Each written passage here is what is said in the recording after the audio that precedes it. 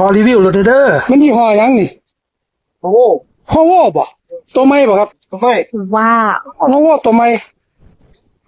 โอ้เห็นโชว์รูมแล้วอยู่เวียงจันทน์น่ะทางออกบกสน่ะรุ่นนี้แหละติ รุ่นนี้ก็เรื่องว่าหน้าตลาดซื้อรถเดินสายใต้น่ะ แกจะเอามาแตะพุ่นบ่ เออ มาแลนปูนถุงโดยเฉพาะ ปูนปูนแร่ปูนอันธาตุหินแน่ แกท่านเห็นน่ะแกเป็นของเสียนบ่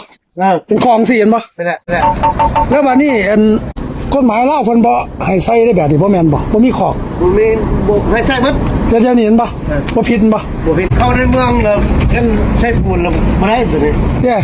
เขาบ่ให้เขาต้องให้ใส่คอกกับพุ่มผ้าใบ ไม่ไปแก้ท่านแก้นั้นธรรมดาเนี่ยเลยได้ไอ้มันก็สางลงอย่างละ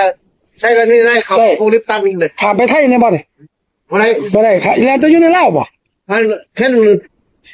ไปโลกสร้างมาได้นี่นะนี่นะไปโลกตามพันเราได้ โอ้ มักลักโบแต่ไม่รู้จักโบ บ่รู้จัก